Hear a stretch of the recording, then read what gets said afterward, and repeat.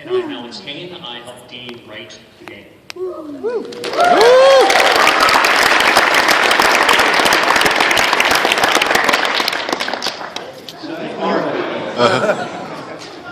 I'm the fellow in the middle. It takes, even though I created the game myself, I took the help of a lot of people externally to finish up some things. Stuff like music. On the bottom right is a Hyperduck and Funky Rustic. Upper right is my co-host Alex. In the upper left is the smooth Devin Mack, who handled all the voice casting and directing the game. And of course, Microsoft Studios, my publisher. I'm standing there with Andrew Williams, who was the excellent producer that helped see the game through fruition. So prior to creating the game, I had zero experience in programming or game development. I did some artwork, but aside from that, I had no idea what I was doing. And I created Humble Hearts in the process. And I'm Alex Kane, and I am a designer by trade, but So my work on Dust was limited mostly to writing. I worked at a company called Bennett Entertainment, did a game called Book of Heroes, Ninja Town, and Space Miner Space or Bust. I currently work for a company called Hit Point, right here in Massachusetts, and work on the Adara Adventure series for Windows 8 as the lead designer. And I have a webcomic called Beyond the Western Deep. If you read Red Wall-y kind of stuff, it's that kind of vibe. So how did this game materialize? My only game development experience was doing cutscenes for Jazz Jacker 2. And after I did that about 15 years ago, I embarked on creating my own feature film called Elysian. And here's a small clip of that. I've never actually shown any of this publicly. I spent about 8 years working on this by myself, trying to do basically feature film animation quality. And obviously it was a lot of work. I think I finished about a third of the film, and I thought maybe I'll take a little break. I'll do something really easy, like create a game. I was a little in over my head, but I tend to take on big projects. In fact, you can see some of the influences from the film on the game here. Also, that's totally Cliffy B top left there. Yeah. So the inspiration for the game, I was influenced by a lot of games that I enjoyed growing up. A lot of 8-bit, 16-bit era stuff. You can see things like Strider, East in there, some Castlevania, some more modern stuff like Ninja Gaiden. I just kind of wanted to merge a bunch of genres that I really enjoyed, and for some reason those all happen to be a bit old school. Actually, sorry. Live demo. So the original plan was, okay, this is going to be really simple, make a game, make it, and sell it. The reality, of course, being that the game took 42 months and left Dean as like Murray the Skull over there. So here's the original plan, it's going to be a short game. I'm going to ship it in 3 months. The original idea was going to be like a 16-bit era. Imagine like a Castlevania, but done in 16-bit, almost like Castlevania 4 or something. The original plan was to use humans before I had any ambitions of tying it with my IP of Elysian. And I figured Xbox indie games and PC would be an ideal platform for the game. The very first image I had of the game in my mind was of a character clad in blue running with a field of deer. And that fortunately made it to the final product. Here are the very first sketches of Dust and Fidget. Yeah, he's a bit grumpy, a little fat. Fidget's got a big head. But you can kind of see that he didn't really change that much from those initial drawings. Now, the true catalyst of all this was an article written for official Xbox magazine by Dan Emmerich. It chronicled XNA, and the allure of creating something and seeing it on a console was just so, it was so great. And I'd always been wanting to make my game. And when I read that article, I thought, okay, I'm going to download these free tools. And after about a week of messing with the program, I created what I consider the ultimate in competitive multiplayer. It helped my children. It really has everything.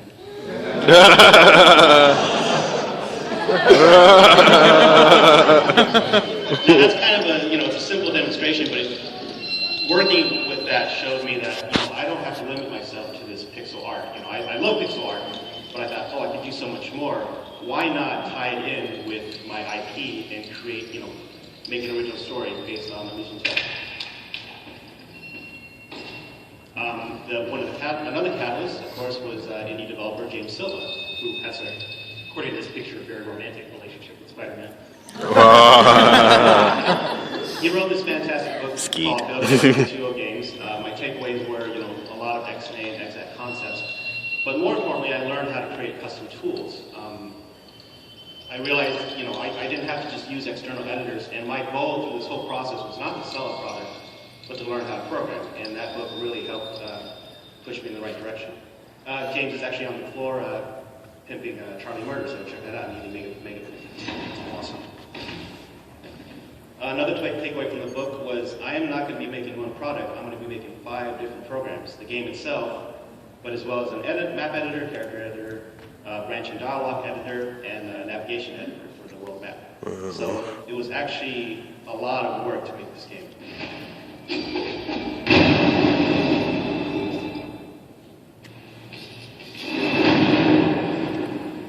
So the first thing was painting the backgrounds. Since I was going to base it on my film, I wanted to do the backgrounds kind of like an animated film.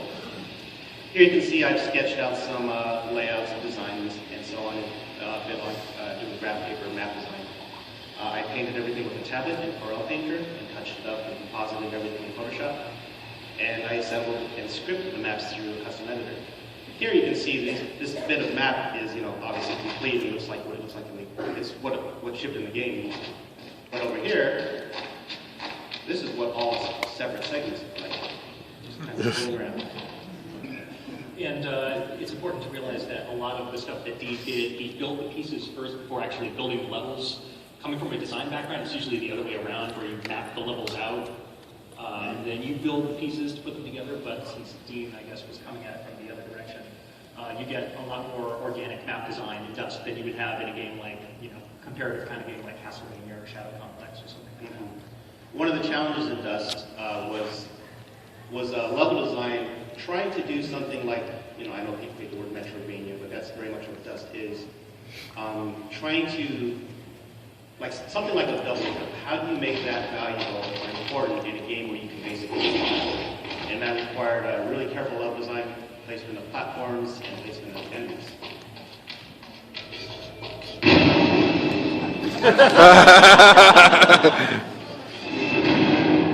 So we talked about map and background design. All the animation in the game, and all the characters are hand-drawn. I wanted to capture that look of Elysian Tell. Basically, if you had taken the camera and locked it to the side of the film. Here you can see me working on my table, and I always animate as thumbnails. And these are actually very tiny on paper. I like to scan them and blow them up because I find it's more, drawing small is more conducive to smooth animation. So that is one of the rough animations of one of his melee combos, and you can see, it's a little bit more fleshed out. It came out to be this combo here. The final stage would involve cleanup and ink and paint. In the middle frame, you can see that I've used ink, to kind of clean everything up, and there's some blue pencil in there. I like to use, add little notes and blue pencil because that doesn't pick up when I scan it black and white. And this is all done on paper. The final step, I scan it in and color through Photoshop. I separate the shadow layer and just do a nice cleanup. And it's also important that you realize that there is no aura. The sword that Dust carries is not any of this hand-drawn stuff that Dee did, because it is actually a separate object. It is a CG rendered blade that he carries that was layered on top of all the 2D animation. And it's pre-rendered and assembled into a massive sprite sheet. In fact, there were 4 massive 4K sprite sheets on Dust. One question I get from a lot of indie devs is how, when they start, like how many pixels high do I make my character? What are the dimensions? It depends on your target platform and resolutions. Dust was originally a 720p game, so I figured it could be about 250 pixels high. I split them up onto these huge sprite sheets. He's animated at either 12 or 24 frames per second, which might seem low to a gamer. The game runs at 60, but I wanted to keep that look of a hand-animated film, so depending on his movement, he's only 12 or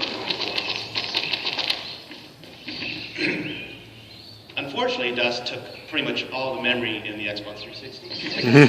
Yes, Dust, the character himself. Saying nothing of anything else. So I decided with my editor I was going to do segmented characters, still hand-drawn, but for all the enemies and NPCs. And like you can see a sketch up there, and then the segments separated, and then animated almost like Flash within my editor. The final visual piece is all the pretty particles. Dust is a pretty particle-heavy game, and I really enjoy, adding that kind of effect to the game. The particles in Dust could be as simple as the little motes flying around to Fidget herself. And in fact, once I started getting really fancy with particles, it opened up new gameplay possibilities. Like what, Gene? So originally, Dust was able to throw. He had like a throwing animation, very much like a Castlevania. He'd throw an axe or a knife. And I figured, well, he's got this little thing flying by him. Why don't I have her, actually do the throwing? And then I had this move, which was basically just for melee combat. I decided to merge the two after my brother, I was showing the build to my brother, and I said, look at this is cool, and this is cool. And he said, wouldn't it be neat if you did this and it sucked all the background into the animation? I said, well, technically I can do that because the backgrounds are just a bunch of segments. And it clicked, it dawned on me, oh, I should merge the two, and it kind of came up with the signature combat mouse, which is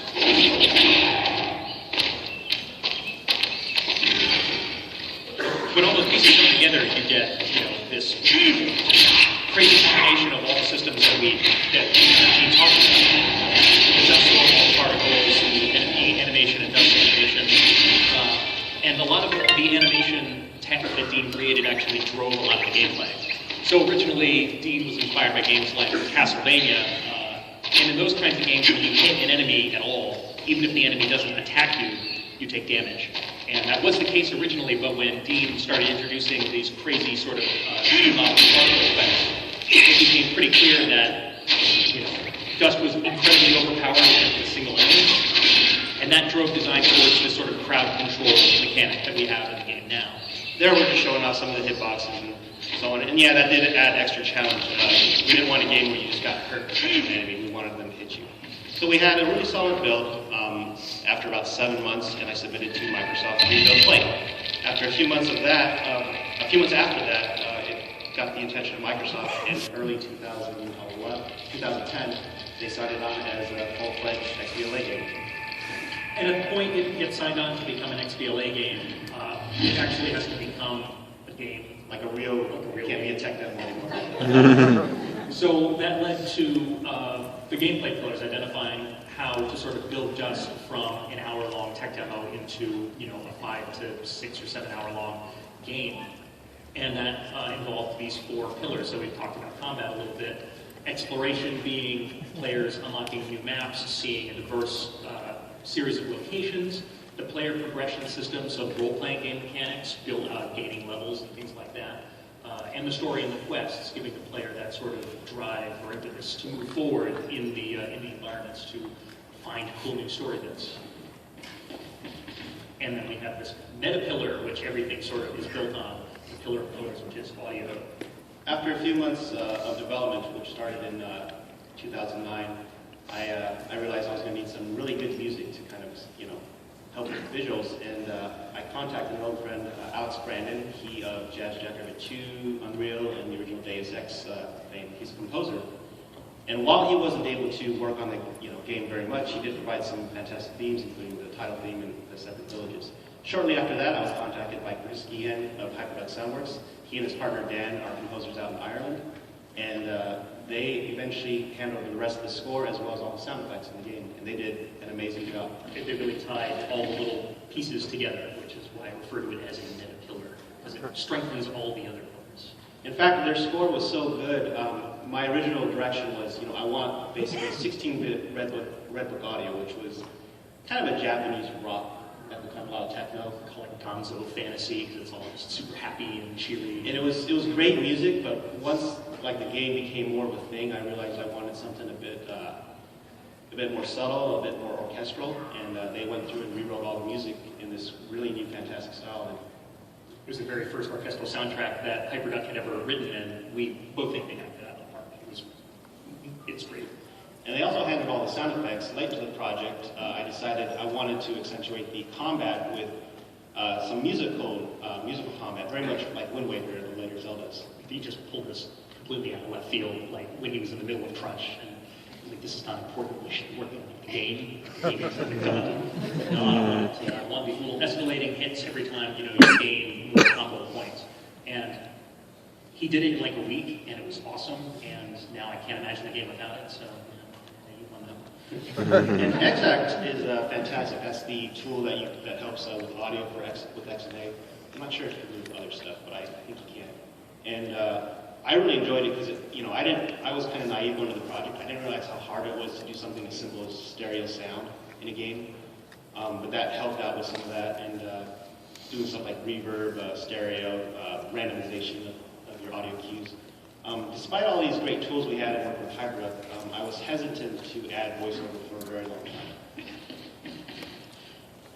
So one of the first things that happened when I joined Microsoft, they loved the game, they loved the direction of the game, they liked the story, they liked the characters, but they were a little worried about the presentation of the story. Over on the left there, you can see what was submitted during Greenville Play. It was very much, very JRPG style. It was a static image with a text box. So I eventually polished that up. I did full animated portraits for all the characters. It was like 80 animated portraits. And I polished up the way the text came out. And so that helped there. But their other issue was with the writing. And hard to admit, I'm not the best writer in the world. Dean is a Renaissance man, but he's right. Sure. It was one of those things where he was working on the game itself, and obviously the game is key, gameplay is key, and the most important thing. So he was spending all of his time making the game fun and interesting, and all of that time spent on the animation and the art. The story was sort of like second, third, fourth fiddle to all of that.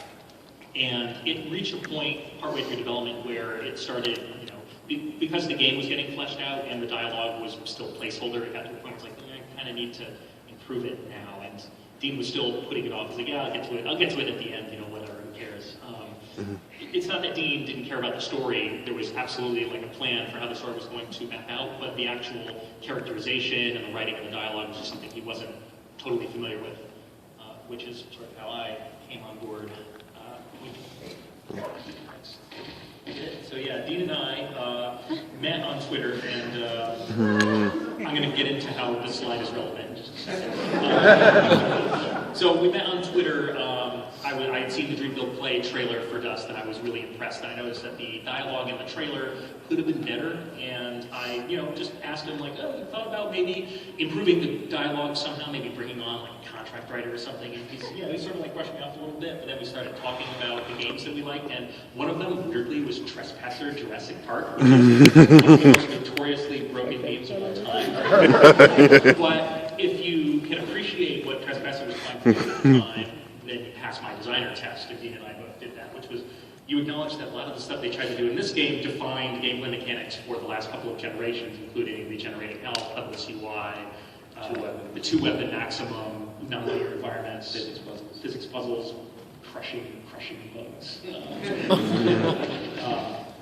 And we also realized that we sort of connected on how the story had originally come about. So a lot of the movies that Dean and I grew up watching were these kind of dark animated films from the 80s and early 90s. Secret of Nim there is really prominent, sort of like the de facto dark animated film. Don Bluth also did An American Tail at the bottom right there. David Rosen's Watership Down and the Plague Dogs, and even Disney's Black Cauldron really sort of drove the direction of the story, and Dean and I connected on that real quick. It was that kind of, okay, well, it's going to have this sort of friendly, cartoon-like aesthetic, but we're going to try to tell a dark story that sort of juxtaposes those two things. And so, since we came from the same place, I figured once I send him the build, he'll love it, right? Sure. No, actually. Not at all. Actually, I loved the build when I first played it, but that is my quote. It was joking at the time, totally out of context. So I played Dean's build. It was slightly after the Dreamville Play build that he sent out, and I really liked it. But I did notice that the storyline and the characters were not too great, and I felt that they could be improved. And what Dean had actually asked me to do, aside from filling out this questionnaire, was to just rewrite the first couple of lines of the game and see if I could improve them. What I ended up doing was rewriting the whole first half hour of the game. And Dean was, Well, he sent me the new script that he wrote, and I was, I've been working on this. This was my baby, and I was, the kid that was better than me. So. but I said, it's okay. So part of the job that I had initially coming on was that a lot of the story structure and the levels were already pre-planned and in production. So I guess it's sort of emblematic of how the story works in a lot of games these days. It's considered sort of an afterthought to really polish it up. So all of these sort of separate threads that Dean had ended up needing to be brought together into a single overarching story, because originally they weren't connected at all. There was, Dust's amnesia and he doesn't know his identity, but then you go do this completely other thing, a completely different other thing, and it has absolutely no connection to what you were doing before, and then you would do some other different thing, and none of that really came together, even at the very end. And a lot of what I had to do in a lot of really long conversations with Dean early on was, okay, so how do we make this initial bit tied to this bit, tied to this bit, and what is that overarching story? For example, so in this part of the game, you're,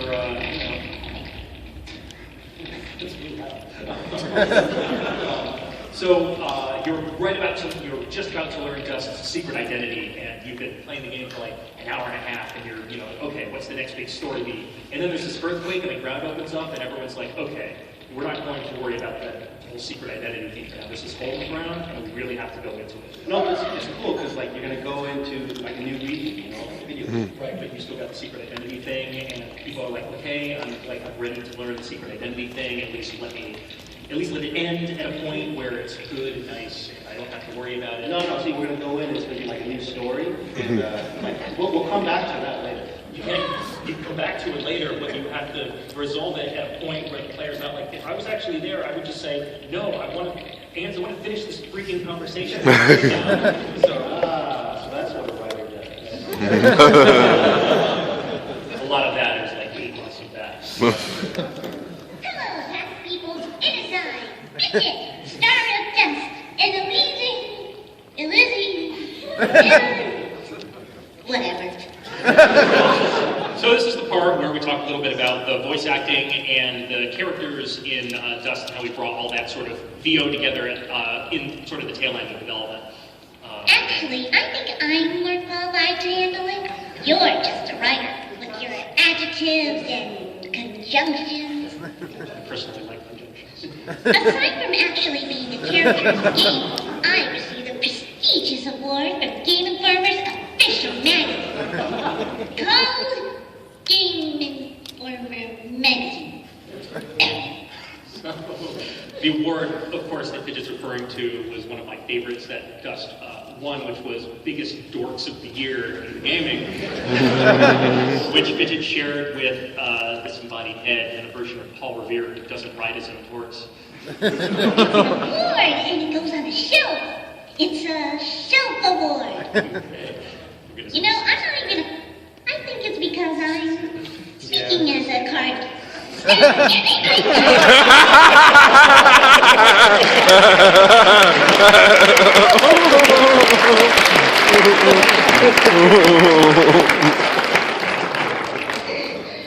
It'd take too long to skip it all anyway.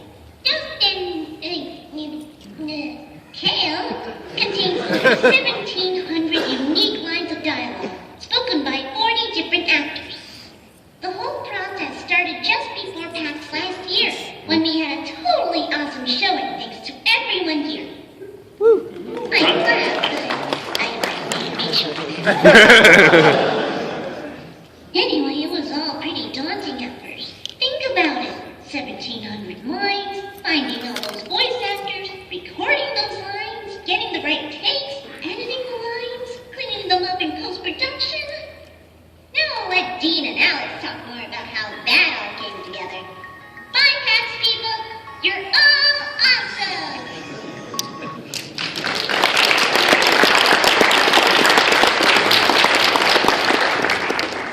And that brings us to the smoothest member of the team. Definitely the coolest guy of all these. Devin Max. an amazing voice actor himself. So after the writing kind of became a thing and the story became much stronger, I decided, yeah, maybe we'll get serious about this voice acting thing. I talked to Chris again, my composer at Hyperduct, and he said, give me a couple days, I'll look around. And he got in touch with Dev and Matt. Well, while Matt couldn't get involved as an actor on the project, he really wanted to get into directing. So he, through his company, Tune Platoon, he went to the laborious job of casting for every role in the game. He'd go through and audition like a ton of actors and bring it to us. The best 3 takes, by the way. So he rooted through dozens of bad takes. And we would choose the best ones for each role, and every actor he found was just fantastic. And then he went through and recorded and edited all the lines. It was amazing the amount of work he put into this. And we wouldn't have voiceover in the game at all. Hey, Kimlin. And we also have to throw out a special thanks to, we can't obviously thank everybody because there are 40 voice actors in the game, but Kimlin Tran, he supplied the voice of Fidget and helped us record that last bit of dialogue there. And like major props to like Lucian Dodge, who voiced Dust himself, Edward Bosco, Bob. Everyone was just amazing. It was kind of a dream come true for both of us. Yeah, I've been working on mobile games up until then, so I never worked on a game where my dialogue was voiced by an actor or actress, and it was just, whoa, it was cool. So I had to step up my game as a programmer. I was really naive going into the project because I had no idea how localization worked. So I originally had all the dialogue in the game hard-coded into the program, which I just assumed I'd give my program to like a team and they would go through the code and like localize it. And that's not what you do. So I had to create an editor that would allow me to handle branching dialogue and all the little portraits. We also had, for every character, a massive Google Doc spreadsheet that had every single line of dialogue. Basically every single button press is what we consider a line of dialogue. And getting all that squared away, every line has its own identification number, and that's what we export and ship to the localization teams to translate it into languages we just translate it. So after all that, we get to parts of production. Crunch! After PAX last year, the game showed really well. Really can't underestimate how well it showed at PAX last year. Give your also give a round of applause for everybody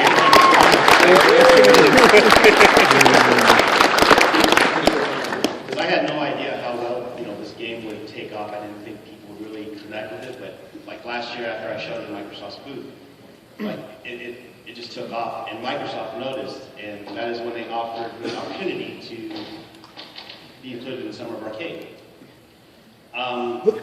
This is more edition. As an independent developer, this is not one of those things you can say no to.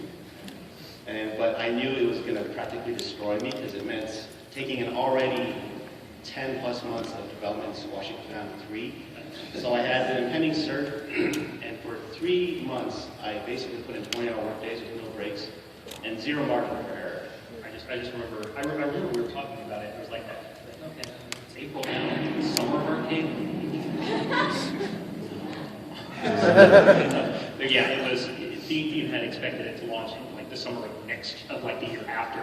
So this past summer, and it was a really difficult time. I mean, you couldn't like go to bed leaving a problem on the table because you wouldn't have a tomorrow to fix it, and it was just.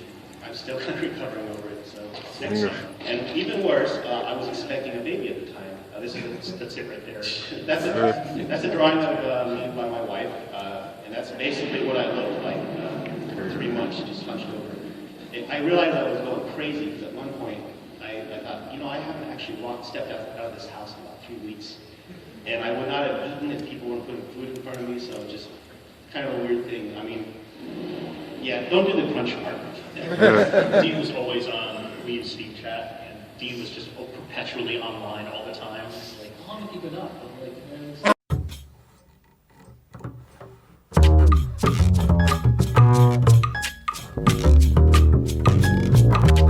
Yeah, I'm telling you, man. You better not go stop the crunching just as hard as I was. Devin and I brought in all the lines of dialogue, and Christy and the composer, sound editor, along with Dan at Hyperduct, they edited everything, and great, we got all the voice. this game is almost done already for certain. I put all the lines into the game and was met with this when we started it up. This, of course, being a black screen with nothing on it. Yep. Not even like a loading bar. That's what it's been. That's bad, right? Probably not. This is probably not going to pass certificate. So yeah, that was a massive issue. And this was like 2 days before submitting for cert. And remember, I had agreed to Summer Arcade, and it was like the headlining title of Summer Arcade. You can't like miss that. I had to make the decision right then that we had to cut all the VO that we worked months and months and months working on. I went to bed basically crying, and as was the norm at the time, I slept about 2 hours, and magically had reprogrammed the system in my head to, like in my dreams, to figure it out. And thankfully, all the VO made it in like the very next day, and I was able to make it to cert. From my perspective, it was, we have to cut all the VO, and then 2 hours later, it's like, I went to sleep, and now I can fix all the VO.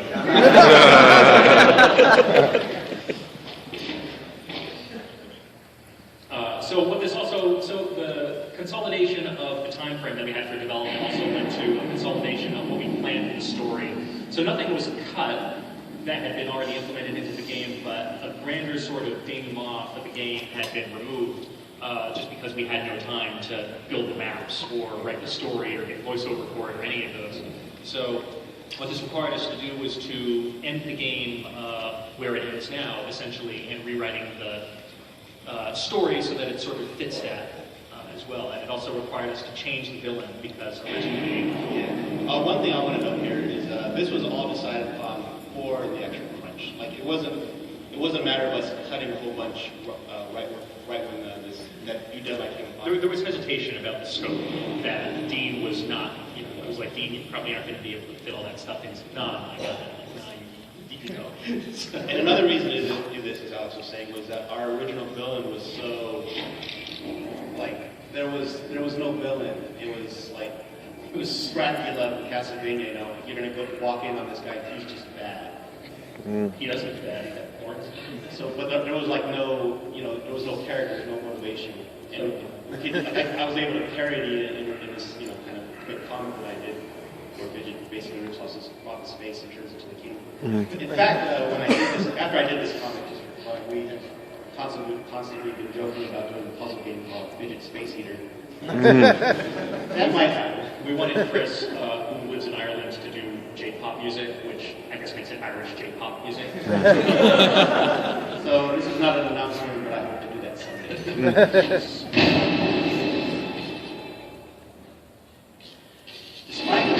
Despite all those difficulties, I was able to finish the game. We made it to cert.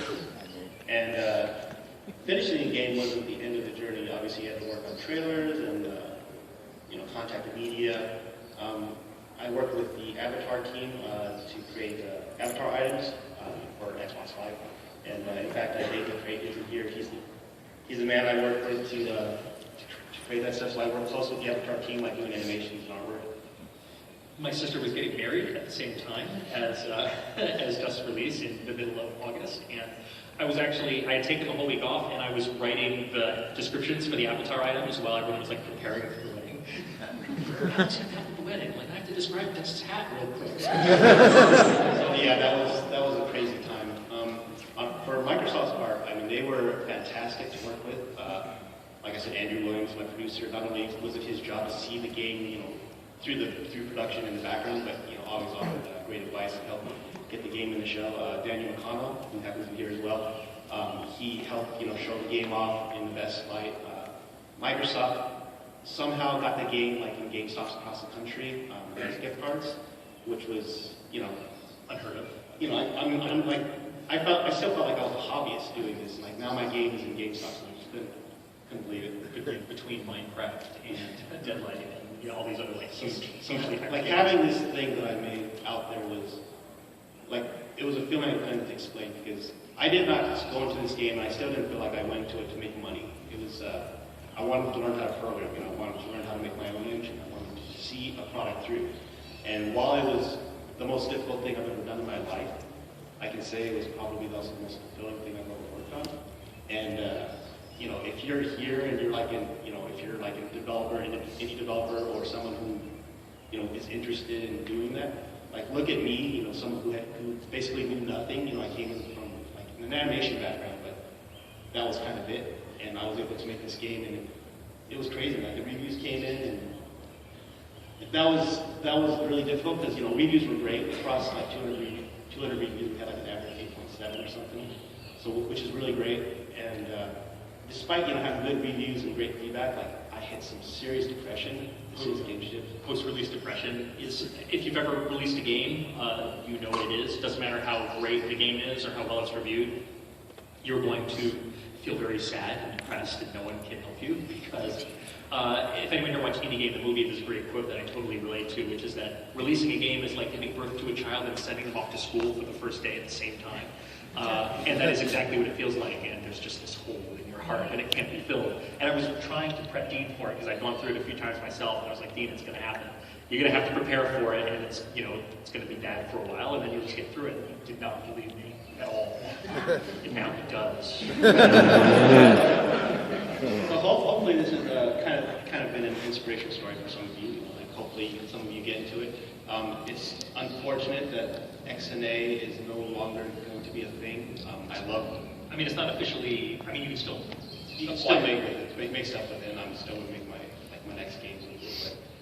But I think it was great that Microsoft put that out there and created this community for developers to kind of create stuff. I mean, now is the easiest time in the world, in the history of this whole medium, to make your own games. So, if anything, if this presentation has done anything, it should be to instill in you the knowledge that if you want to make your dream game, you can. It will just take a lot of time. And it's even though a lot of the release hype for Dust has been it's been one guy. There are a lot of people who can help you if you can't do all the stuff that Dean can do. And even Dean had to bring in some people to help him finish the game, like myself. And there's no shame in that. You can do that. Well, yes. Thanks. But yeah, the game was definitely a labor of love, and I guess we'll leave you with a little surprise announcement. When the land of Elysian was given form, 4 elements were crafted from the ether, from fire and water. A cloud of steam burst forth, cleansing the world of its corruption. And from wind and earth, a storm of dust gave texture and form to the empty void. Dust and steam, forces of nature that have brought Elysium to life once more. There is a legend, the oldest of Elysian tales. It speaks of a warrior who wields that very blade. You, Dust, will turn the tide. Well, no pressure or anything.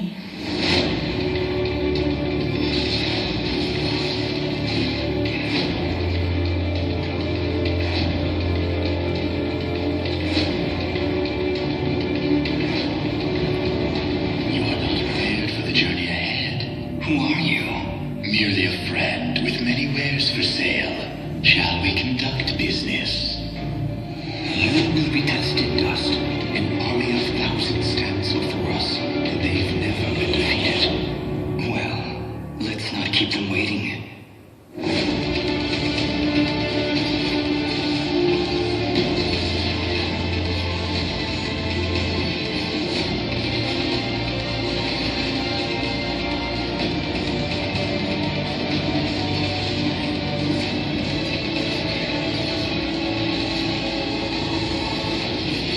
Don't you remember your duty?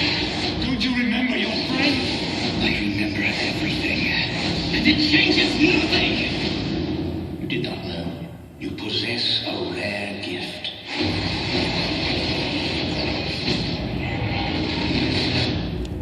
Never have I seen it before.